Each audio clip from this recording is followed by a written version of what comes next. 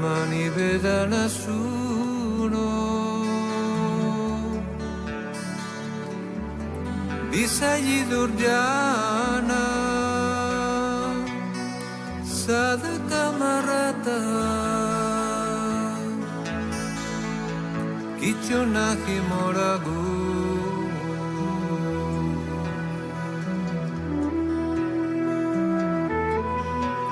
Opina Amara Varasa Tumi Tomara Charane Loilusara Tomara Kinkora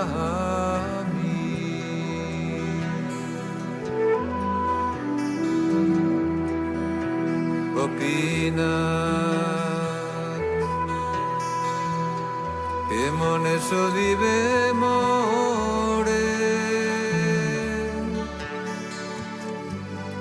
Najana vakati Karma yadamati Porechi samsara gore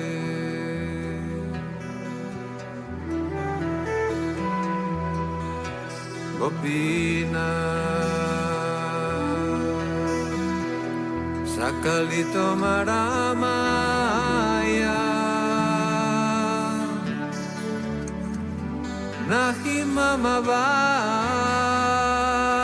Nahimamaval Gyana sunirmala Swadina nahekoya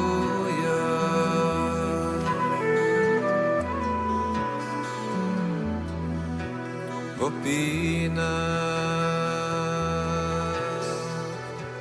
Niyata charanesta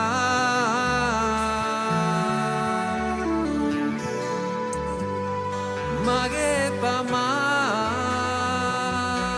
pamara Candia candia Koroje karunadana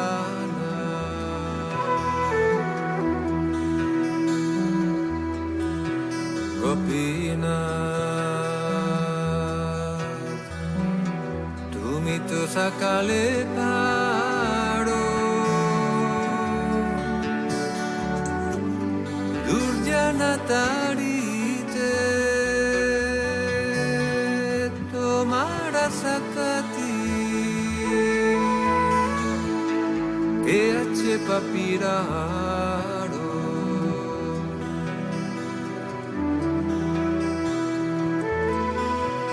Opina Tu mi kripa paravara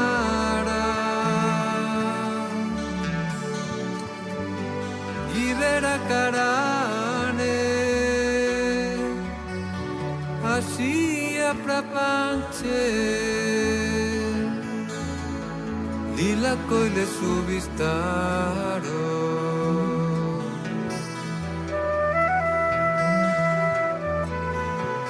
Opina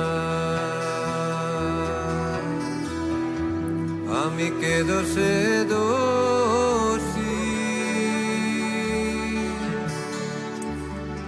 Asura sakala Pailo chara Vino data kilo bosi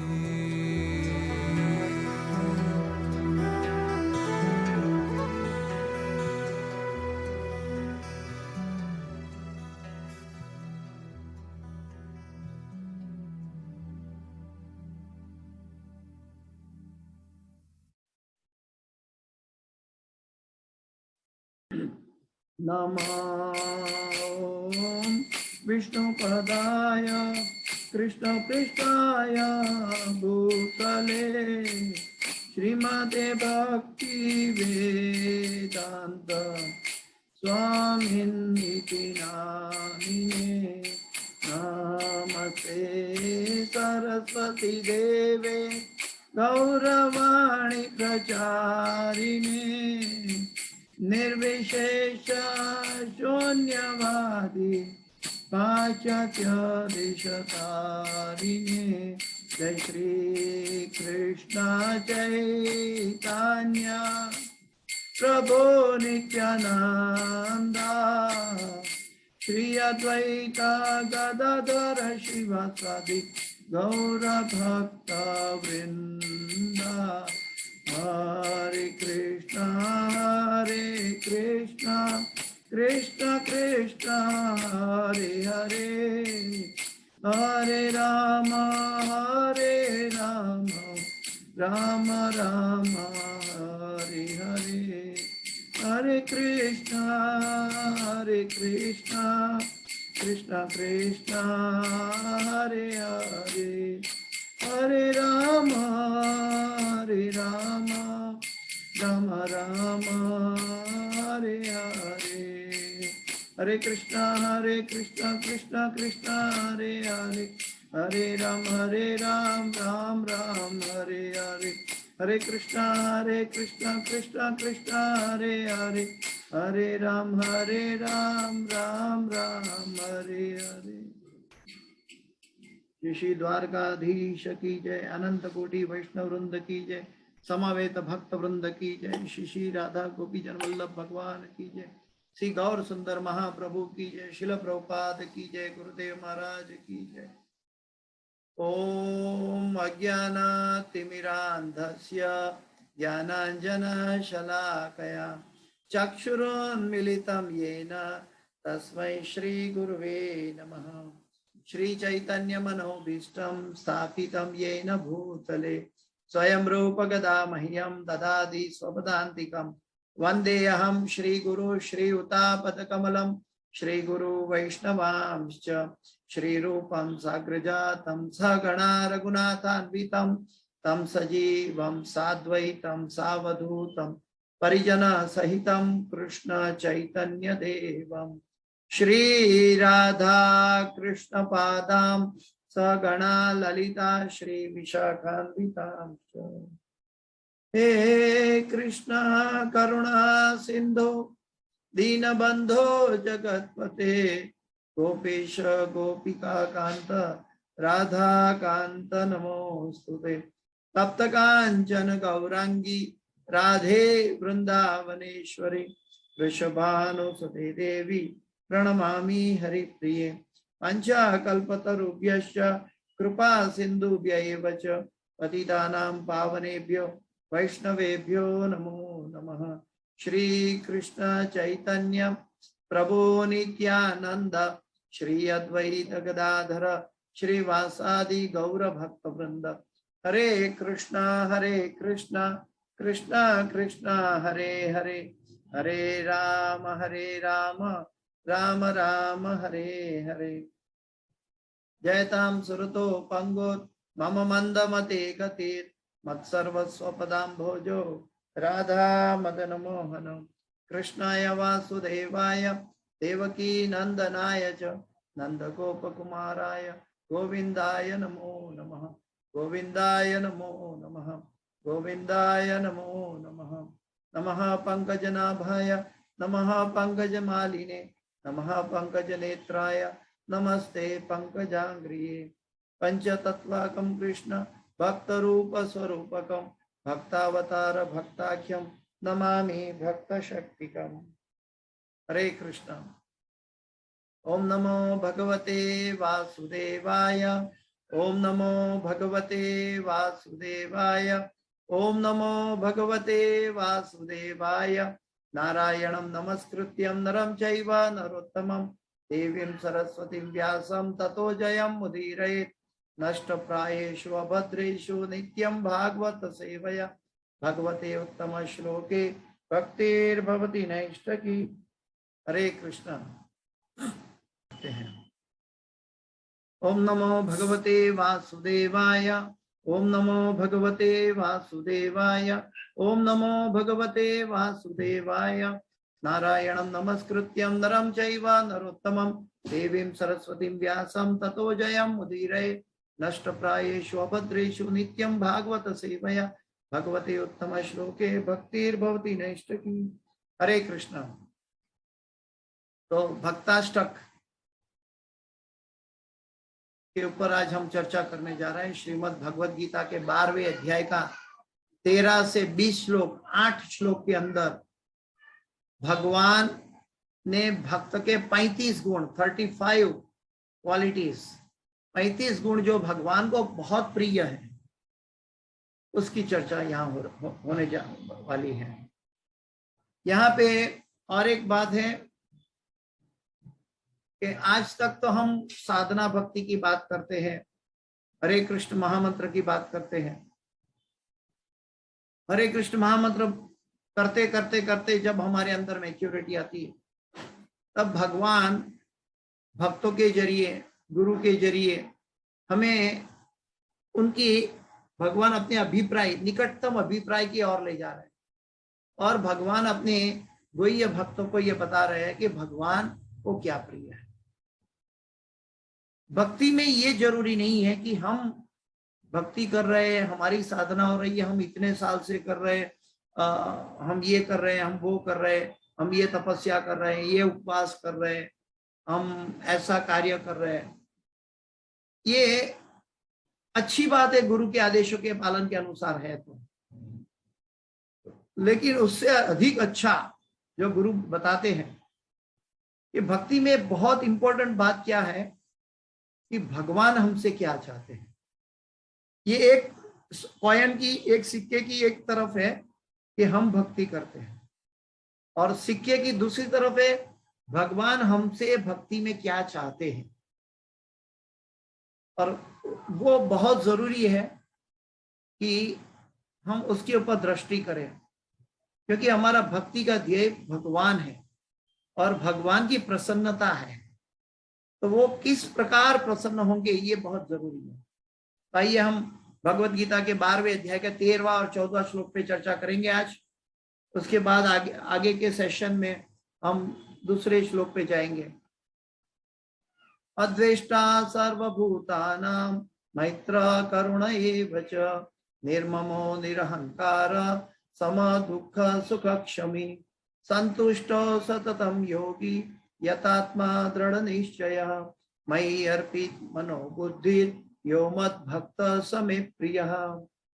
अद्वेष्टा सर्वभूतानां मैत्र करुण एव च निर्ममो निरहंकार सम दुःख सुख क्षमी संतुष्ट सततं योगी यतात्मा दृढ़ निश्चय मयि अर्पित मनो बुद्धि यो मत् भक्त समे प्रियः। अद्वेष्टा सर्वभूतानां मैत्र करुण एव च निर्ममो निरहंकार सम दुःख सुख क्षमी संतुष्ट सततं योगी यतात्मा दृढ़ निश्चय मयि अर्पित मनो बुद्धि यो मत् भक्त समे प्रियः। तो हम अनुवाद पे चलते हैं।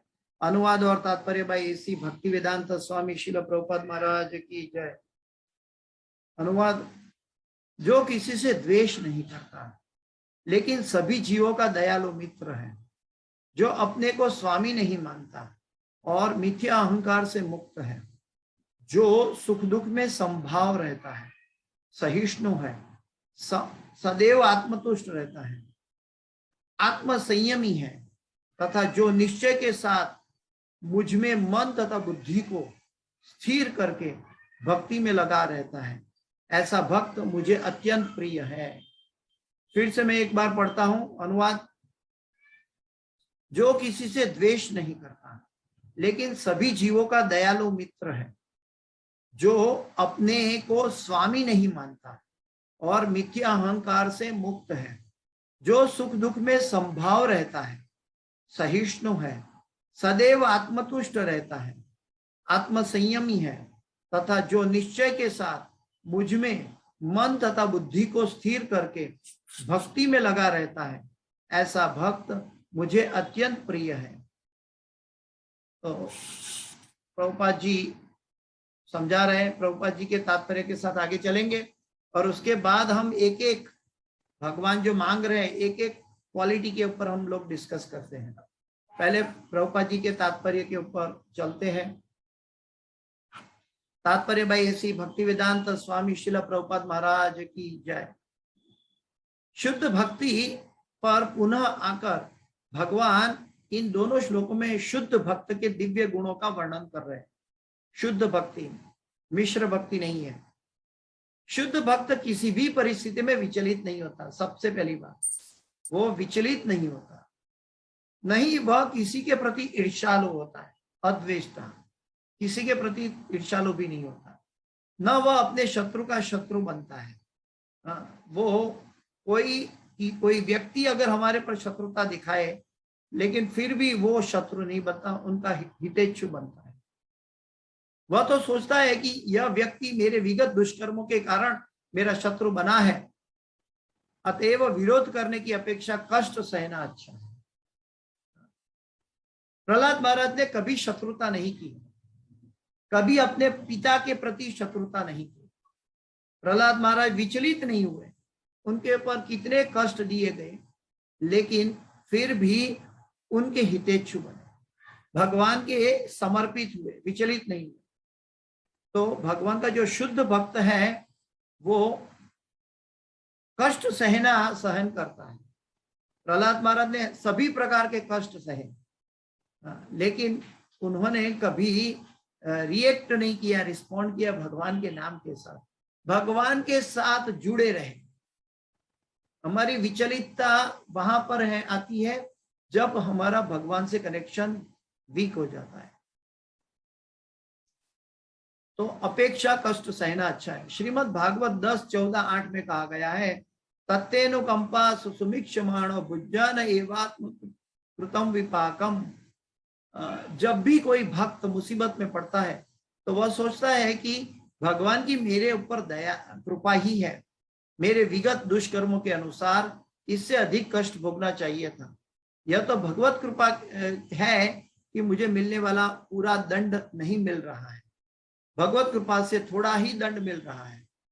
वो बॉडी कॉन्शियस में नहीं रहता, वो सोल कॉन्शियस में रहता है, आत्म साक्षात्कार के प्रति दृढ़ रहता है।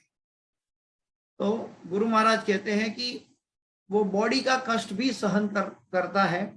गुरु महाराज हमारे स्वयं उदाहरण है इसके प्रति।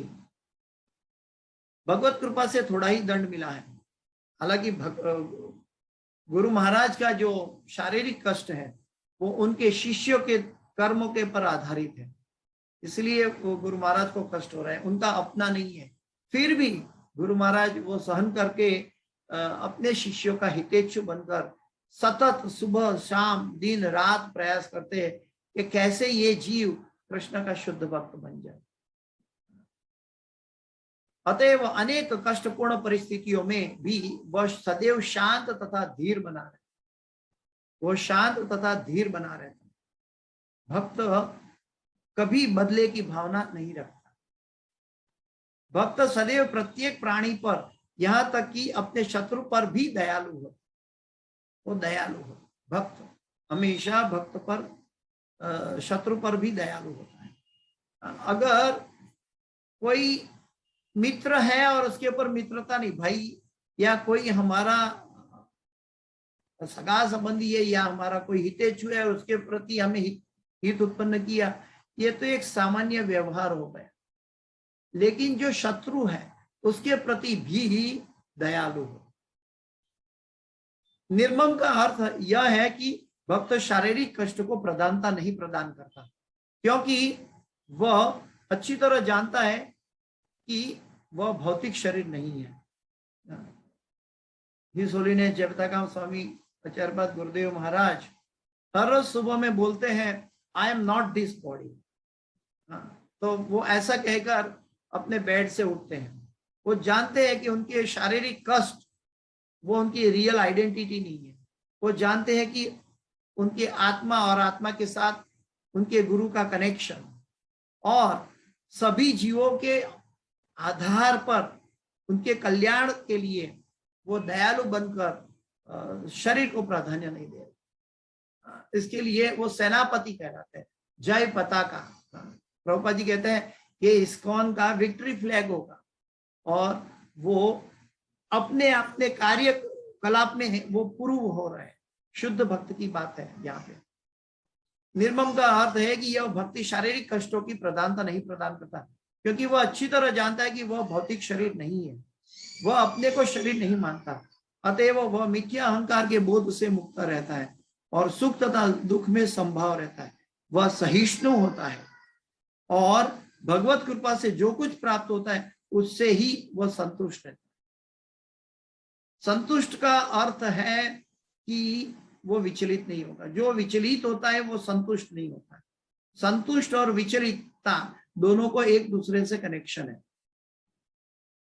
वो संतुष्ट रहता है, वह ऐसी वस्तु को प्राप्त करने का प्रयास नहीं करता जो कठिनाई से मिले। प्रभुपाद जी कहते हैं वो उग्र कर्म नहीं करता, वो कार्य करता है, वो कर्म करता है, लेकिन उग्र कर्म नहीं करना चाहता। अतएव वह सदैव प्रसन्न चित्त रहता है। जब हम उग्र कर्म करते हैं, कर्मठ बन जाते हैं, तब हमारी प्रसन्नता चली जाती है। हमें कर्मठ नहीं बनना है, कर्मयोगी बनना है। अतएव वह सदैव प्रसन्नचित रहता है। वह पूर्ण योगी होता है क्योंकि वह अपने गुरु के आदेशों पर अटल रहता है। गुरुमुख पद्म वाक्य चित्ते ते कोरियाय क्या और ना कोरिया मने आशा। जो भगवान का शुद्ध भक्त है वो गुरु के आदेशों पर दृढ़ रहता है, दृढ़ संकल्प रहता है, वो विचलित नहीं होता है। और चूंकि उसकी इंद्रिया वश में रहती है, अतएव वह दृढ़ निश्चय होता है। वह झूठे तर्कों से विचलित नहीं होता है, वो तर्क नहीं करता है, वो गुरु के आदेशों पर फर्म एक्शन लेता है। वो क्योंकि कोई उसे भक्ति के दृढ़ संकल्प से हटा नहीं सकता। शुद्ध भक्त की बात है।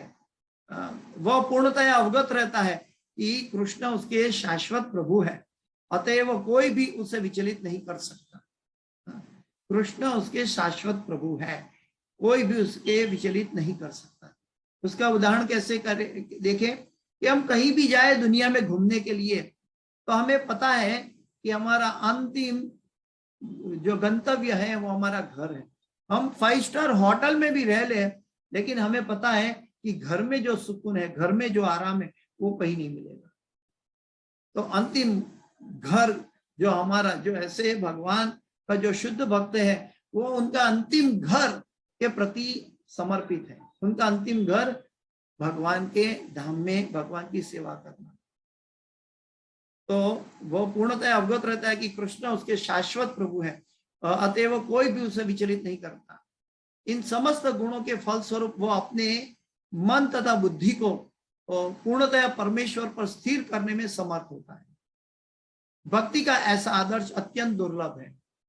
अपने मन तथा बुद्धि यो मद भक्त समे प्रिय मई अर्पित मनोबुद्धि, ऐसा भक्त अत्यंत दुर्लभ है। लेकिन भक्त भक्ति के विधि विधानों का पालन करते हुए उसी अवस्था में स्थित रहता है, और फिर भगवान कहते हैं कि ऐसा भक्त उन्हें अति प्रिय है, क्योंकि भगवान उसकी कृष्ण भावनामृत से युक्त कार्यकलापों से सदैव प्रसन्न रहते हैं।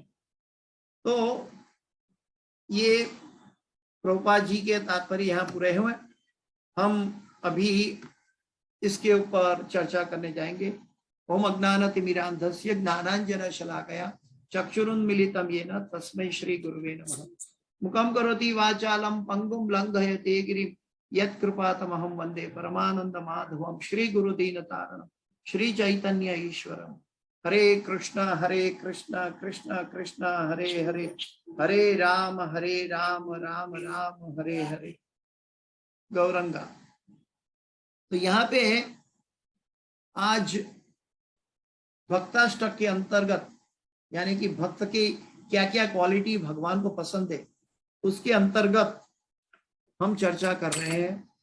और उसमें भगवान भक्त के 35 गुण की बात कर रहे हैं जो भगवान को प्रिय है। और भगवान की प्रसन्नता, ये हमारा भक्ति का लक्ष्य है। भक्ति का लक्ष्य वो नहीं है कि हम कोई भक्ति में कितने साल पुराने हैं, हम सीनियर हो गए, हमने ये साधना की है, हमने ये कार्य किए हैं, हमारी भक्ति के कार्यकलाप ऐसे हैं, ऐसा नहीं। भगवान की प्रसन्नता कहाँ छुपी हुई है, उसके अनुसार वो अपना दिव्य दृष्टि, अपनी अपनी फोकस लगाकर स्थित रहता है। तो अद्वेष्टा सर्वभूता, अद्वेष्टा, द्वेष का मतलब है ईर्ष्या, क्रोध, नफरत। हम किसी के प्रति ईर्ष्या होती है, कोई हमसे आगे चला जाता है तो हम उसके ऊपर ईर्ष्या करते हैं। कभी हमारी इच्छा पूरी नहीं होता है तो हम क्रोध करते हैं, और कभी किसी से वैसे ही हमारे अंदर नफरत भरी हुई है पूर्व कर्मों के अनुसार, तो ये नफरत कर बैठते हैं। तो ये सभी बाहर द्वेष में दिखता है। ये द्वेष कैसा है कि एक आइसबर्ग जैसा है। एक आइसबर्ग बाहर से छोटा दिखता है लेकिन अंदर से बहुत बड़ी आग जल रही है। तो हमारे बाहरी वर्तन में हम कैसा भी दिखे, लेकिन हमारे अंदर बहुत बड़ा एक अभियान चल रहा है, और वो अभियान द्वेष के अंतर्गत होता है कि किसी के प्रति हम ईर्ष्या करते हैं या नफरत करते हैं या क्रोध करते हैं। तो ये भगवान कहते हैं कि अद्वेष्टा सर्वभूतानां, जो मेरा भक्त है कभी द्वेष नहीं करता, यानी कि वो अंतर और बहिर दोनों तरफ से निर्मल होता है।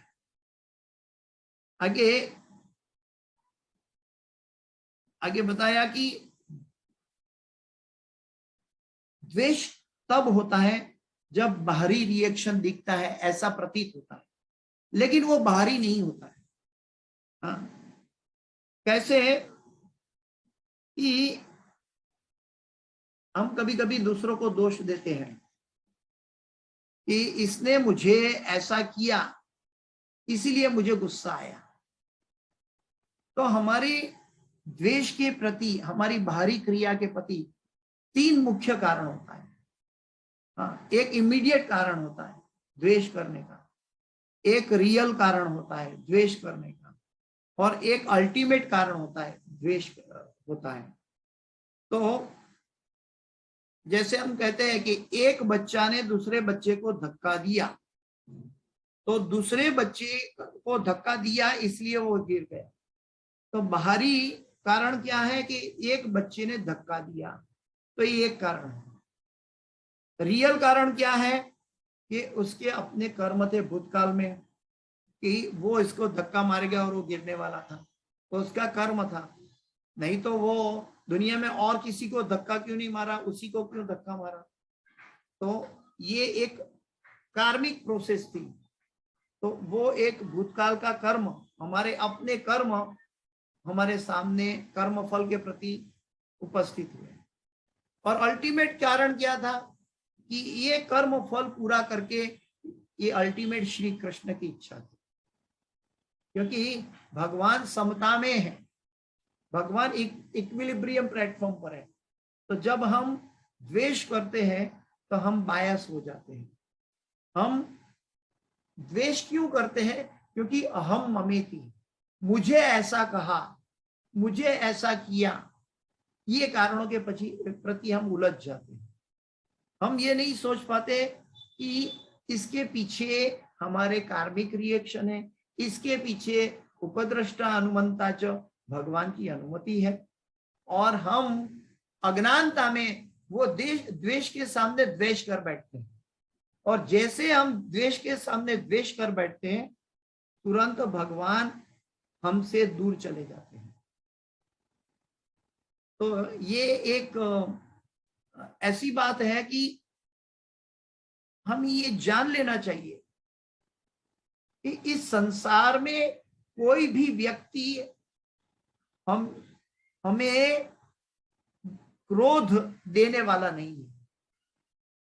कोई भी व्यक्ति किसी को द्वेष या क्रोध नहीं करेगा। जो भी दिखाई देता है वो और कुछ नहीं, हमारे कर्मों का परिणाम है। चाहे वो इंडिविजुअल हो, चाहे वो संयुक्त हो, चाहे कलयुग के पापी के लोगों के लिए हमारा कार्मिक रिएक्शन है कि आज हमारे सामने तालिबान जैसे आतंकवादी खड़े होकर बैठे हैं। तो ये हमारा अपना कार्मिक रिएक्शन है, चाहे वो इंडिविजुअल मात्रा में देख लो, चाहे वो संयुक्त ग्रुप मात्रा में देख लो, लेकिन ये हमारे कर्म का फल है। द्वेष क्यों आता है? द्वेष हमारे अंदर है, लेकिन क्यों आता है इसका एक उदाहरण देख लेते हैं। माता जी समझाते हैं, हमारे वरिष्ठ भक्तों का बोला हुआ मैं बोल रहा हूं। और माता जी कहते हैं कि जब हम ईयरफोन कान में डाल के घूमते हैं, तो ईयरफोन जब तक चलता है हमें बाहर का नहीं सुनाई देता। हम बाहर का नहीं सुन सकते। कोई बुलाता, अरे भाई इधर आओ, हम कान में है, हम अपनी मस्ती में है, क्योंकि हम ईयरफोन से कनेक्टेड हैं। लेकिन कुछ भी वजह से अगर ईयरफोन निकल जाए या इंटरप्ट हो जाए तो तुरंत हमें बाहर की बात सुनाई देती है। इसका मतलब क्या है कि जब हम ईयरफोन से कनेक्टेड थे तो बाहरी वातावरण हमें स्पर्श नहीं कर रहा था, और जैसा ईयरफोन से हमारा कनेक्शन छूट गया तो बाहरी वातावरण से हम लिप्त हो गए। चाहे कोई हमें गाली देता है, चाहे कोई हमारा बढ़ावा करता है, चाहे कोई हमें आदेश देता है, चाहे हमें कोई क्रिटिसाइज करता है, ये बाहरी वातावरण है। लेकिन हमारा कनेक्शन जो था वो ठीक नहीं था। ठीक वैसे ही हमारा कनेक्शन जब भगवान से जुड़ा हुआ नहीं रहता है, विचलित हो जाता है, तब बाहरी परिस्थिति के प्रति हम विचलित हो जाते हैं। तो इससे हमें क्या सीखना है कि अद्वेष्टा अगर बनना है, द्वेष रहित होना है, तो हमें ठीक से हमारा कनेक्शन भगवान से बनाए रखना है। हम ठीक से ये जानना है कि इस दुनिया का कोई भी व्यक्ति हमें विचलित नहीं कर सकता। जो विचलित कर रहा है वो हमारा मन कर रहा है। वो मन क्यों कर रहा है? क्योंकि मन बाहरी परिस्थितियों में डूबा हुआ है, और बाहरी परिस्थिति में डूबने से हमें भगवान का शुद्ध भक्त है, वो जानता है कि अभी इसी क्षण वो कृष्ण के साथ जुड़ा हुआ नहीं है, वो बाह्य परिस्थिति में लिप्त है। तो इसीलिए वो भूल जाता है कि मेरा भगवान का कनेक्शन वीक हो गया। जब तक भगवान से हमारा कनेक्शन वीक रहेगा तब तक हम शुद्ध भक्ति नहीं कर पाएंगे, हम विचलित होते रहेंगे, हमारा जन्म मृत्यु जरा व्याधि का कारण बनता रहेगा। तो भगवान कहते हैं कि अद्वेष्टा सर्वभूत, सभी जीवों के प्रति अद्वेष, कभी भी द्वेष नहीं करना। आगे देखेंगे कि इसका सॉल्यूशन कैसे कैसे हम इसका सॉल्यूशन निकाल सकते हैं।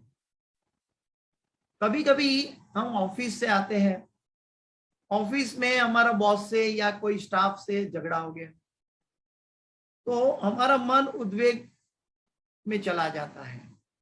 वो उद्वेग में घर में आके अगर हमारे बच्चे, हमारी पत्नी या हमारा पति जो भी है, वो कुछ भी परिस्थिति रजू करे, हमारा मन स्थिर नहीं रहता है। कभी कभी कुछ खाना अच्छा बना है तो भी हम कह देते हैं आज अच्छा खाना नहीं बना है। और कभी कभी हमें ऑफिस में प्रमोशन मिला है, हमें ऑफिस में बॉस ने अप्रिशिएट किया है, हमारा बहुमान हुआ है, तो घर में आके उसी सब्जी को हम कह देते कि आज खाना बहुत अच्छा बना। तो न खाना अच्छा है या बुरा है, न वो आलू की सब्जी या मिर्ची की सब्जी या कोई भी खाना या चपाती दाल जो भी है, न अच्छा है न बुरा है, लेकिन हमारे अंदर का प्रभाव उसको अच्छा या बुरा में प्रतीत करना है। तो एक्चुअल चीज क्या है कि हमारी चमड़े की आंखें बाह्य परिस्थिति के साथ जुड़ी हुई है। जब वो अंतःचक्षु खुलेगी, अंतःचक्षु तब खुलेगी जब वो आत्मा के प्रति जागृत रहेगा कि ये बाह्य परिस्थिति, ये ऑफिस की परिस्थिति मेरा जन्म मृत्यु जरा व्याधि नहीं टाल सकती। चाहे वो अप्रिशिएट करती है, प्रमोशन देती है, या मुझे मानहानि पहुंचाती है, या झगड़ा करवाती है, किसी भी परिस्थिति में जो भगवान का शुद्ध भक्त है विचलित नहीं है। वो जानता है अच्छी तरह कि ये अल्टीमेट भगवान कृष्ण की इच्छा से हो रहा है। अहम सर्वस्य प्रभवो मत्तः सर्वं प्रवर्तते इति मत्वा भजन्ते माम बुधा भाव समन्विता। वो अपनी चित्त पर, अपनी बातों पर एकाग्र होता है। आगे इसका सॉल्यूशन क्या है?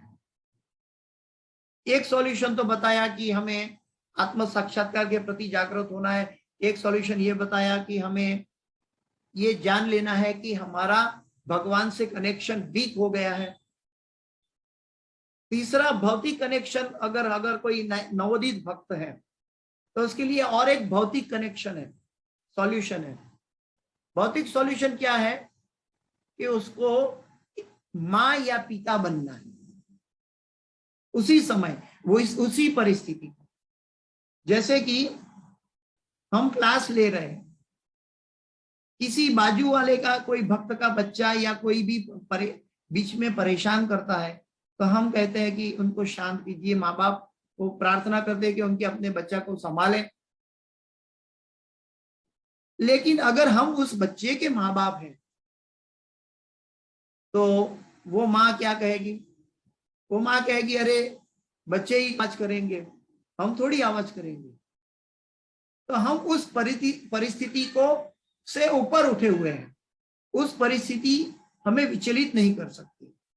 जब हम भौतिक परिस्थितियों से ऊपर उठेंगे तब हमारे अंदर से द्वेष चला जाए। माँ कभी अपने बच्चे पर द्वेष नहीं करती, पिता अपनी बच्चे पर द्वेष नहीं करता। कभी कभी बच्चा विद्रोह कर लेता है माँ बाप का, लेकिन माँ बाप उनसे द्वेष नहीं करते, उनका हितकारी मित्र बने रहते हैं, क्योंकि वो ऊपर की दृष्टि से देख रहे हैं। वो देख रहे हैं कि ये विचलित हुआ, बाहरी परिस्थिति से विचलित है। कभी कभी आजकल के बच्चे माँ बाप को साथ में नहीं रखते, तो माँ बाप जानते हैं कि इसकी फाइनेंशियल परिस्थिति ठीक नहीं है। वो अपनी पत्नी के कहावे पे या अपने बच्चों के कहावे पे या अपने स्वाद के कहावे पे या कर्म का रिएक्शन के कहावे पे वो विचलित हुआ है। तो माँ बाप के हृदय में वो द्वेष का भाव उत्पन्न नहीं है। बच्चे भले विद्रोह कर ले, तो ठीक वैसे ही अद्वेष्टा के बात अगर हमें समझनी है तो हमें माँ बनना सीखना होगा। हमें ये अपना कनेक्शन, कहाँ पे सर्किट में कनेक्शन वीक है, इसीलिए वो लाइट, कृष्ण है सूर्य सम, माया है अंधकार। तो कृष्ण की जो लाइट, कृष्ण जो प्रकाश दे रहा है हमारी परिस्थिति पर, वर्तमान परिस्थिति में भगवान कृष्ण प्रकाश डाल रहा है, उस परिस्थिति में प्रकाश का सोर्स के प्रति हमें समर्पित होना, यानी कि भगवान के साथ हमारा कनेक्शन फिर से दृढ़ करना है। अद्वेष्टा सर्वभूताना मैत्र करुणा। मैत्री, मैत्री का अर्थ ये है मित्रता, लेकिन सांसारिक मित्रता का अर्थ यहाँ पे नहीं है। मित्रता हम संसार में कैसे करते हैं कि हम एक क्लास में पढ़ाई करते हैं, एक स्तर पे हैं, एक फाइनेंशियल पोजीशन पे है, एक लाइकिंग पे है, एक मनोवृत्ति के हैं, तो हम उससे हमारी मित्रता हो जाती है। तो ये मित्रता की बात यहाँ पे नहीं बताई। मैत्र करुणा ये वचन, मैत्र का अर्थ है निस्वार्थ मैत्री। निस्वार्थ मैत्री, निस्वार्थ मैत्री का मतलब क्या है कि एक एग्जाम्पल के जरिए बता रहे हैं कि एक बड़े रईस बिजनेसमैन का लड़का, उसका मैरिज हो गया, लेकिन उनकी सास से बहू का बनता नहीं है, प्रॉब्लम चल रहा है। उनकी सास और बहू के बीच में या तो कहते हैं कि ये बहुत अच्छी है या तो ये बहुत अच्छी नहीं है। ये दोनों के बीच में बात चल रही है। क्यों बोलते हैं कि क्यों ठीक नहीं है? बोलते हैं कि बहू हमारी बातों में मिक्स नहीं होती है। उम्र का फर्क है। तो ये बाहरी एक दिखावा है और बाहरी एक फीलिंग है कि वो मुझे प्राधान्य नहीं दे रही, वो बाहरी एक दृष्टि है कि मेरे साथ इक्वल, मेरे घर में रहती हुई भी मेरे साथ मैत्री भाव में नहीं। तो भगवान का जो शुद्ध भक्त है वो क्या करता है, वो पशु की भांति नहीं देख रहा है, वो मनुष्य की भांति देख रहा है। एक चिड़िया को, एक कौवे को उसके सामने आईना धर दो तो आईने के पक्षी के साथ वो चांच मारता रहेगा, वो द्वेष करता रहेगा, वो उसको पता नहीं है कि ये मेरा ही प्रतिबिंब है। लेकिन यहाँ पे जब हमारे अंदर मैत्रिता चली जाए तो हमें क्या करना है, हमें अपने आप को अपने आईने में, अंतःचक्षु में देखना कि सभी कृष्ण के अंश है, सभी भगवान श्री कृष्ण के अंश है और मैं भी अंश हूं, वैसे वो भी अंश है। तो वो समान स्तर पे है। शारीरिक स्तर पे वो मेरा शत्रु हो सकता है, मित्र हो सकता है, मेरा हितेच्छु हो सकता है, मेरे हानिकर्ता हो सकता है, वो शारीरिक स्तर पे है। और शरीर मैं नहीं हूं, मैं आत्मा हूं और आत्मा के स्तर पे मैं भगवान का अंश हूं, वो भी भगवान का अंश है। इसीलिए वो द्वेष नहीं करता। द्वेष नहीं करता मतलब वो मैत्री रखता है, निस्वार्थ का मैत्री। मैत्री का मतलब अर्थ है सकाम मैत्री नहीं। मैंने तुझे मदद की, तुम मुझे मदद करो, ये भौतिक मित्रता है। लेकिन भगवान का जो भक्त है, ये मैत्र करुणा, ये वचन, वो करुणा उसके हृदय में बैठी हुई है। तो वो कभी भी द्वेष नहीं करता। जैसे एक बहू शादी करके अपने परिवार में जाती है, तो परिवार में जाने के बाद वो सिर्फ अपने पति से प्रेम करती है, ऐसा नहीं है। हर एक परिवार के साथ उसका संलग्न होता है, हर एक परिवार के साथ उसका रिश्ता बनता है। ठीक वैसे ही भगवान का जो शुद्ध भक्त है वो वासुदेव कुटुंबकम, सभी भगवान कृष्ण के अंश है, ऐसी आधार पे वो अपना कार्यकलाप करता है। तो ऐसे कार्यकलाप, अगर ऐसा कार्यकलापों नहीं होगा तो किसको दुख होगा? भगवान को दुख होगा। तो भगवान कहते हैं मैत्र करुणे वचो, मेरा भक्त मित्रता करता है, सभी जीवों के प्रति मित्रता करता है। तो ये मैत्री भाव से भगवान का भक्त कभी टीट फॉर टेट नहीं होता। भगवान का भक्त कैसा होता है कि कभी भी अपना स्वार्थ नहीं जताता। हम प्रहलाद महाराज को बार बार बीच में लाते हैं क्योंकि उन्होंने कभी द्वेष नहीं किया, उन्होंने कभी टिट फॉर टेट नहीं किया। उन्होंने वहां तक की हितेच्छु वहां तक बने कि भगवान जब प्रसन्न हुए प्रहलाद महाराज पर, तो प्रहलाद महाराज को पूछ रहे हैं कि तुम्हें क्या चाहिए, और प्रहलाद महाराज कहते हैं मेरे पिता को माफ कर दीजिए, मेरे पिता को माफ कर दीजिए। इतना कष्ट देने के बाद भी वो हितेच्छु रहा, वो द्वेषी नहीं बना। तो मैत्र करुण, भगवान की लेफ्ट में बैठा है प्रहलाद महाराज और भगवान उसके सर पे, बालों पे हाथ फिरा रहे हैं। कितनी प्रसन्नता है नरसिंह भगवान को प्रहलाद महाराज के प्रति।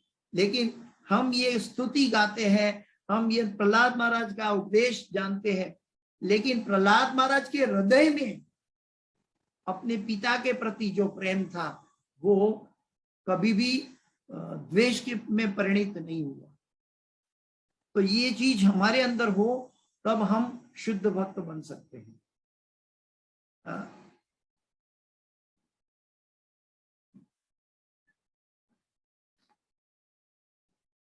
आगे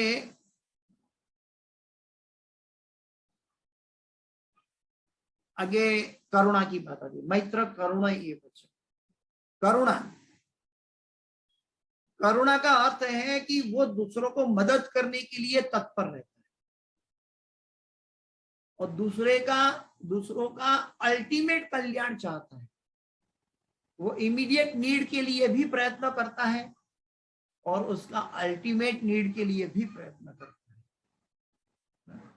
जैसे कि हम हमारे जीवन में अब हमारी अल्टीमेट नीड हमें दिखाई देती है आजकल के जमाने में, पैसा, मेडिक्लेम, हमारा परिवार, उसकी संरक्षण, ये हमें अल्टीमेट जरूरियात दिखती है।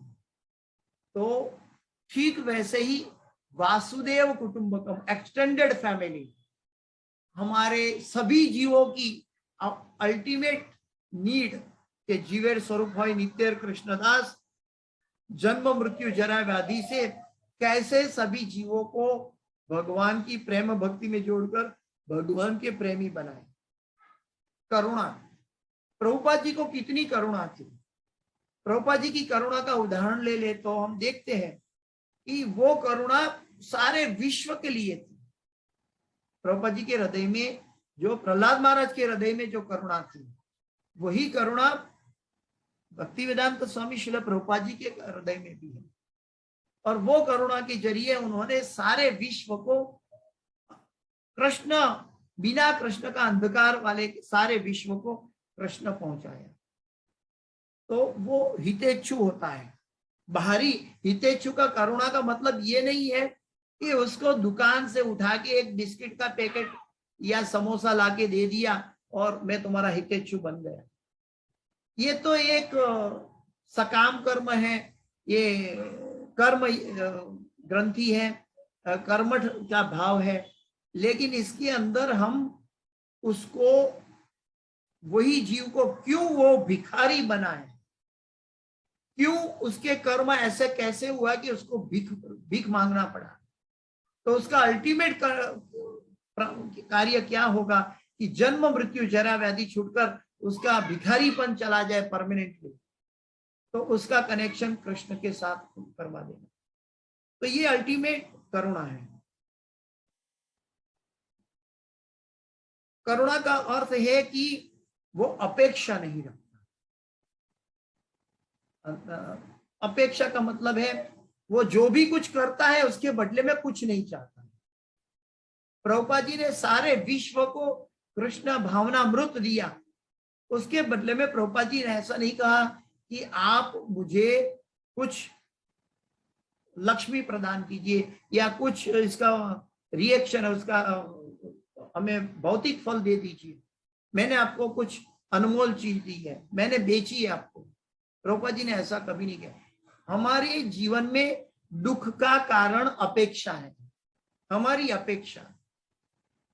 ये अपेक्षा हमारी इच्छा पर आधारित होती है, और इच्छा तब प्रकट होती है कि जब हमारे अंदर संतुष्टता नहीं है। जब हम संतुष्ट हो जाएंगे तो इच्छा नहीं होगा। हम क्या बोलते हैं कि इक्विलिब्रियम प्लेटफॉर्म पर चले जाएंगे, हम इच्छा रहित हो जाएंगे। हमारे अंदर जब इच्छा होगी, संतोष होगा, तो हम इच्छा रहित हो जाएंगे। तो इच्छा रहित का मतलब है कि हमारे अंदर जो भावना है, कृष्ण के प्रति प्रेम है, उसको जगाना है। और ये सभी कार्य कोई आर्टिफिशियल वे से नहीं मिलेगा। हम ये सभी का जो अल्टीमेट कारण जो है, मैंने बताया कि एक इमीडिएट कारण है, एक रियल कारण है, और एक अल्टीमेट कारण है। एक इमीडिएट कारण है कि हम जन्म मृत्यु जरा व्याधि में फंसे और मनुष्य जन्म मिला। एक रियल कारण है हम अपने कर्म फल भोग रहे, और अल्टीमेट कारण है भगवान हमारा कल्याणकारी मित्र है और हमारी चेतना, हमारी इच्छाओं को शुद्ध करने का अवसर दिया है। तो ये अवसर को हमें कभी नहीं भूलना चाहिए। और वो अवसर कैसे प्राप्त करना है, गुरु ने हमें दिया है। हरे कृष्णा कृष्णा कृष्णा हरे हरे, हरे राम राम राम हरे हरे। इस अवसर से हम सतत ये चीजों से बाहर आएंगे। निर्मम, ममत्व भाव, बिना मैत्री, स्वामित्व का भाव का त्याग करना। ममत्व तब आता है जब स्वामित्व नहीं है हमारे अंदर। माँ कभी स्वामित्व की भावना से बच्चे का पालन पोषण नहीं करती। बात माँ की ममता पूरे दुनिया में फेमस कहलाती है। ममत्व, ममता, तो माँ कभी स्वामी नहीं बनती अपने पुत्र का। माँ अगर किसी की भी सेवा करती है, पति की भी सेवा करती है, तो भी वो स्वामित्व ग्रहण नहीं करती। जब स्वामित्व ग्रहण करती है तो वो ममता का भाव है।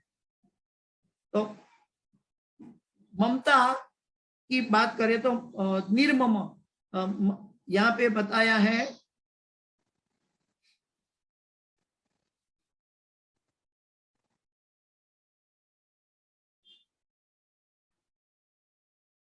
ममत्व कहां से आया। यहाँ पे एक एग्जांपल दिया है माता जी ने कि मंदिर में अगर हम प्रसाद वितरण कर रहे हैं, लेकिन कोई हमारी अपनी व्यक्ति आ गई तो हम ढूंढ के ड्राई फ्रूट इकट्ठा करके या पनीर इकट्ठा करके उनको देना चाहेंगे। तो ये एक भौतिक ममत्व है कि हम अपने वाले को कुछ देना चाहते हैं, लेकिन स्वामित्व की भावना हो जाएगी, आप मेरे पास आ जाना, मैं दे दूंगा, तो ये ममत्व नहीं है। भगवान कहते हैं निर्मम। निर्मम का और एक अर्थ बताया कि हमारी क्षमता के अनुसार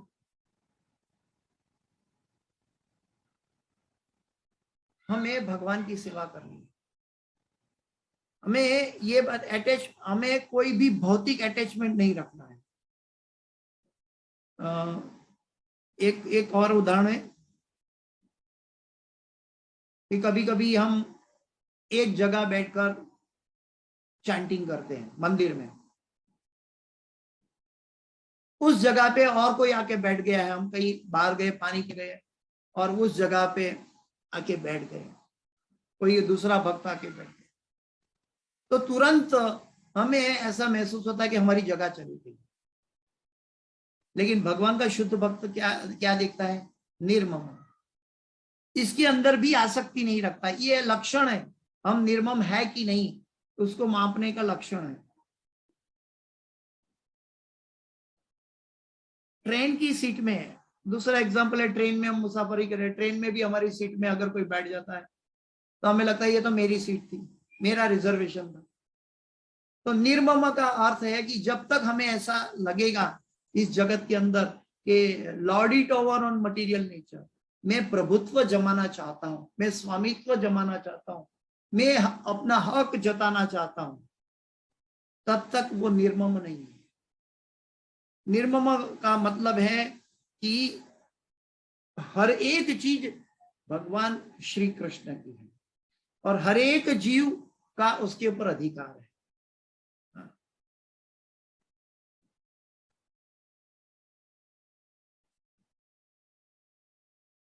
सुदामा जी ने, यहाँ पे एक एग्जांपल है, सुदामा जी ने भगवान को क्या दिया? पौवा दिया, तांदुल दिए। तांदुल देने के टाइम अपनी क्षमता के अनुसार दिया, लेकिन पूरे भक्ति भाव के साथ भगवान ने उसको ग्रहण किया। तो तांदुल के बदले सुदामा को महल मिला। तो इसका कोई भौतिक कैलकुलेशन नहीं है कि ये देने से ही वो प्राप्त हो जाएगा। हमारी अचिंत्य शक्ति हमारे अंदर है नहीं, हम बहुत सीमित मात्रा में हम मनन कर सकते हैं, लेकिन अचिंत्य भगवान, सब कुछ उनके लिए नामुमकिन नहीं है। भगवान भक्त के लिए कुछ भी दे सकते हैं, कुछ भी करने के लिए तैयार होते हैं। चाहे अर्जुन का रथ हाँकने के लिए तैयार हो, चाहे युधिष्ठिर महाराज के यज्ञ में जूठे बर्तन उठाते थे भगवान। तो भगवान जो है वो भक्त के लिए सब कुछ तैयार करने, सब कुछ सेवा करने के लिए तत्पर है। लेकिन कब? निर्मम। जब भक्त, भगवान स्वयं ये उदाहरण स्थापित करते हैं, यदि यदि आचरति श्रेष्ठ तत्त देवे तो रोजना। भगवान कभी स्वामित्व की भावना से रहित है। भगवान हमेशा सब कुछ करते हैं, सब कुछ हमसे करवाते हैं, हमारे हाथों करवाते हैं, लेकिन भगवान कभी भी ये श्रेय लेने नहीं पहुंच जाते। अरे ये मूर्ख, ये तो मैंने किया था। ये अपने भक्त को उपदेश देते हैं, लेकिन साथ साथ ये बताते हैं कि मैं जैसे निर्मम हूं, मैं जैसे अपनी कार्यकर्ता दिखता, हमारे भौतिक जगत के कार्यकर्ता ऐसे हैं एक सिक्का लेके घूमते हैं, मैं कार्य करता हूं। हमारा कार्य नहीं दिखता है लेकिन कार्य करता दिखता है।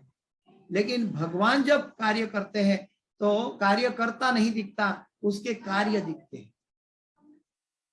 तो भगवान का कार्य जो है वो हमें एक एग्जाम्पलरी है कि भगवान का भक्त ऐसा कार्य करे। प्रभुपाद जी पूरे जगत में कृष्ण भावनामृत जगा के चले गए। जब प्रभुपाद जी इस पृथ्वी पर थे तो कुछ गिने चुने लोग उनको जान पाए थे। उनका कार्य को बहुत कम लोग जानते थे।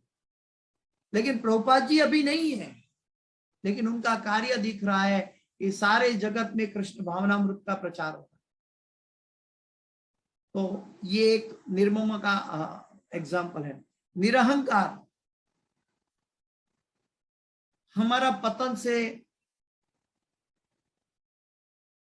हमारे अंदर अहंकार आता है। पतन होने से पहले हमारे अंदर अहंकार है। जब इस पतन का कारण हम जानेंगे तो हमारे अंदर अहंकार नहीं आएगा।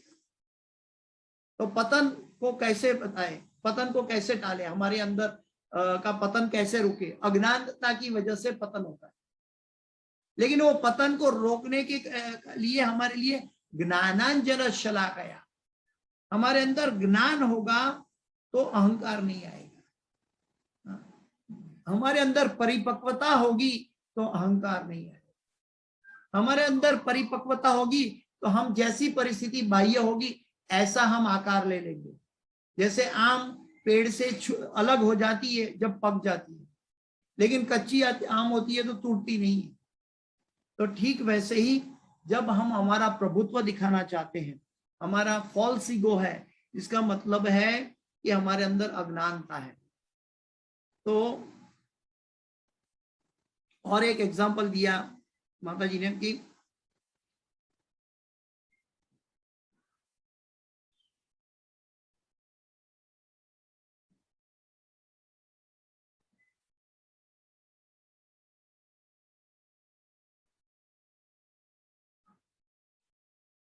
काफी एग्जाम्पल है इसके अंदर, लेकिन अभी समय का भी प्रभाव है, समय भी पूरा होने जा रहा है। लेकिन निरहंकार का मतलब है, इन शॉर्ट में कहना चाहूंगा कि वो अहंकार रहित होता है। अहंकार तब आता है कि I me and mind, I am the body, मैं मेरा शरीर हूं। ये अहंकार की चरम अवस्था है, ये अज्ञानता की चरम अवस्था है, ये दुख का मूल कारण की चरम अवस्था है। लेकिन मैं शरीर नहीं हूं, मैं आत्मा हूं, और आत्मा होने के कारण मेरे अंदर भगवान के प्रति निमग्नता होनी चाहिए, गुरु के प्रति, भक्तों के प्रति, हमारे वर्तमान परिस्थिति के प्रति हम समर्पित होने चाहिए। निरहंकार का अर्थ है कि हम खुद परिस्थिति को कंट्रोल करने की बात ना सोचे, लेकिन जो परिस्थिति मिले उसको हम सहर्ष स्वीकार लें। सम दुख सुख क्षमी, हर परिस्थिति में भगवान की इच्छा को देखना ना भूले।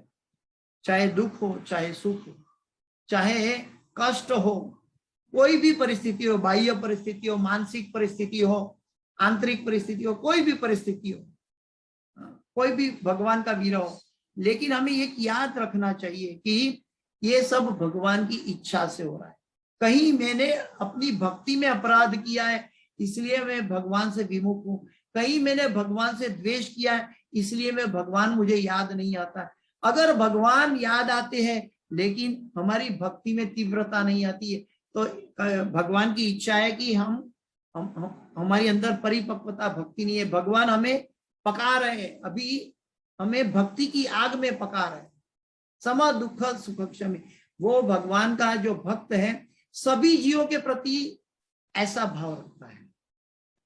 यानी कि कोई व्यक्ति कृष्णा कॉन्शियस नहीं है, उसके प्रति द्वेष नहीं कर देता, या उसको गाली नहीं देता, या उसको दूर नहीं करता, बल्कि उसको कोशिश करता है कि उसको भी कृष्ण कॉन्शियस, कृष्ण भावना मिले। सम दुख सुख क्षमी, और दूसरे का दुख भी देख के वो स्वयं दुखी रहता है। कर्मठ लोग क्या करता है, स्व दुखे दुखी होता है और पर दुखे सुखी होता है, लेकिन भगवान का शुद्ध भक्त होता है पर दुखे दुखी होता है। सम दुख सुख क्षमी,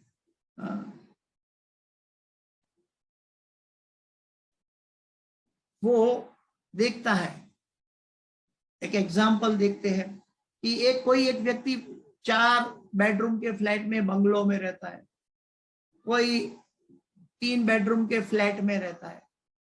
तो कोई सामान्य व्यक्ति देखेगा कि अरे ये तो बड़े फ्लैट में रहता है, अरे इसको तो आलीशान बंगलो है। तो वो ऐसे कंपेयर नहीं करता, वो ये बंगलो या फ्लैट की परिस्थिति से ऊपर उठकर देखता है। जैसे ऊपर उठने से क्या होता है कि बंगलो भी वही सेम दिखता है जैसा फ्लैट का रूफ दिखता है। जैसे हम एक इमारत के पास खड़े हैं, तो इमारत 10 मंजिले की है तो हमें बहुत बड़ी दिखाई देती है, और हम 1 माले के बंगलो के पास खड़े हैं तो वो छोटा दिखाई देता है। तो ये हमारी परिस्थिति है कि हम एक बिल्डिंग हमें बहुत बड़ी दिखाई देती है, एक बंगलो हमें छोटा दिखाई देता है। लेकिन जब हम एरोप्लेन में बैठ जाते हैं, एरोप्लेन की खिड़की से देखते हैं, तो हमें दोनों बराबर दिखते हैं, ये छोटे छोटे खिलौने के माफिक दिखते हैं। तो वो परिस्थिति से हम जब ऊपर उठ जाएंगे तो हम सम दुख सुख क्षमी, हर परिस्थिति में भगवान का हाथ है, भगवान का इच्छा है, सुप्रीम इच्छा है। उस इच्छा को देखने से हमारी इच्छाएं गौण हो जाएगी। प्रभुपाद जी कहते हैं भगवान का भक्त इच्छा रहित होता है। इच्छा रहित का मतलब है हम इच्छा रहित थियोरेटिकल नहीं हो सकते, हमारे अंदर शरीर है, मन है, तो इच्छा रहित नहीं हो सकते। लेकिन प्रभुपाद जी कहते हैं कि भगवान का शुद्ध भक्त इच्छा रहित होता है। इच्छा रहित का मतलब है भगवान की इच्छा में अपनी इच्छा मिला देता है। सम दुख सुख क्षमी, इसका और एक उदाहरण है कि वो सभी को क्षमा देने के लिए तैयार है, किसी का अपराध नहीं करता, वो क्षमा देता है। और कोई उसका बढ़ावा करता है तो भी उसको प्रेम देता है। वो भगवान का भक्त हमेशा कुछ देता रहता है, कुछ लेता नहीं। ही गिव्स, या तो भगवान का प्रेम देता है, या तो ही फॉरगिव्स, या तो उसको क्षमा करता। वो द्वेष नहीं करता। वो कोई भी व्यक्ति, कोई भी जीव उसके प्रति द्वेषी हो, उसके विरोधी हो, तो भी उसका द्वेष नहीं करता। सम दुख सुख क्षमी, ऐसा नहीं कि वो मेरा मित्र बने, वो मुझे क्षमा करे तो मैं क्षमा करूंगा, ऐसा नहीं। तो गुरु महाराज एक बार कहते थे कि किसी ने तुम्हें चांटा मारा और तुमने भी उसके चांटा मारा, तुम भक्त होके तुम चैंटिंग करके चांटा मारा, तो तुम्हारा और उसके अंदर क्या अंतर रह गया? अगर वो तो भक्त नहीं है, उसने अज्ञानता में चांटा मारा, तुम भक्त होके कैसे चांटा मार सकते हो? तो सम दुख सुख क्षमी, भक्त हमेशा क्षमा मांगता है, क्षमा कर भी देता है और मांगता भी है। दूसरों को क्षमा कर देता है और अपना कोई त्रुटि है तो भी क्षमा मांग लेता है, चाहे वो त्रुटि नहीं है तो भी क्षमा मांग लेता है, और किसी का त्रुटि है तो भी उसको क्षमा कर देता है। सम दुख सुख क्षमी, वो द्वेष के साथ अपना अकाउंट नया ओपन नहीं करता। अद्वेष्टा सर्वभूतन, जब किसी जीव के प्रति द्वेष करोगे तो हमारा जन्म मृत्यु जरा व्याधि चालू हो जाएगी। चाहे कोई भी प्रतिकूल परिस्थिति है, वो अपना नया अकाउंट नहीं खोलता, वो माफ कर देता है। जैसे प्रहलाद महाराज ने अपने पिता को माफ कर दिया, जैसे हमारी प्रतिकूल परिस्थिति में हम दूसरों को माफ करना चाहिए। तो यहाँ पे हम विराम देते हैं। आगे का 14वां श्लोक बाकी रह गया, एक ही श्लोक पे चर्चा हो पाई। काफी कुछ है इसके अंदर, लेकिन भगवान के भक्त ये सभी क्वालिटी भक्तों के संग में कर पाएंगे। भक्तों का संग नहीं होगा तो हमारा वो ईयरफोन का कनेक्शन जैसे वीक हो जाता है वैसे वीक हो जाएगा। इसीलिए हमें भक्तों के संग में रहकर गुरु के आदेशों का पालन करके हम ये भक्ताष्टक की हर एक क्वालिटी हमारे अंदर दाखिल कर सकते हैं। ये भक्ताष्टक की क्वालिटी गुरु महाराज हमें ऐसी समझाते हैं कि प्रभुपाद जी ने हमें ऐसी रामबाण इलाज दिया है कि हम भगवान का नाम का महामंत्र का जप करेंगे, भक्तों का संग करेंगे और गीता और भागवत का संग करेंगे, गुरु का तात्पर्य के साथ गुरु का संग करेंगे, तो ऑटोमेटिक ये सभी क्वालिटी हमारे अंदर कुदरती जागृत हो जाएगी। हम आर्टिफिशियल वे से ये नहीं लेना चाहिए। हम आर्टिफिशियल वे से लेंगे तो ये टिकेगी नहीं। हम शारीरिक स्तर पे हरे कृष्ण प्रभु जी आप बहुत अच्छे, लेकिन मन में द्वेष है कि हमारा प्रतिस्पर्धी है, तो हम कभी भी भक्त नहीं बन पाएंगे। चाहे कोई हमें कितना भी सीनियर भक्त कह दे, हम भक्त नहीं बन पाएंगे, क्योंकि भगवान कहते हैं सर्वस्य चाहम हृदय सन्निविष्टो मत्त स्मृति ज्ञान अपहरणम। भगवान हर एक के हृदय में है, हम डुप्लीकेट नहीं बनना है। हमें सम दुख सुख क्षमी, हमें सबको क्षमा करना है, सीखना है, सभी को क्षमा, सर्वे भवन्तु सुखिनः। चाहे वो हमारा द्वेषी हो, चाहे हमारा हितेच्छु हो, चाहे वो हमारा विरोधी हो, कोई भी परिस्थिति हो, लेकिन अगर एक परिस्थिति में अगर हम रेसिप्रोकेट करते हैं तो ये एक बिजनेस हो जाएगा। हम यहाँ बिजनेस करने नहीं आए। मनुष्य जीवन क्षमा करने के लिए है, दूसरों को क्षमा करने के लिए है और क्षमा मांगने के लिए, अपने अपराधों के लिए क्षमा मांगने के लिए है। ये जन्म का ध्येय है। भगवान कहते हैं ऐसा भक्त मुझे अत्यंत प्रिय है। तो यहाँ पे हम विराम देते हैं आज की भगवत गीता की कक्षा को। 14वां श्लोक आगे अगले क्लास में लेंगे, ये चलता रहेगा। 8 श्लोक है, अगर समय मिलेगा तो 2-2 श्लोक करेंगे, नहीं तो 1-1 श्लोक में जाएंगे। किसी भक्त का कोई प्रश्न है क्या?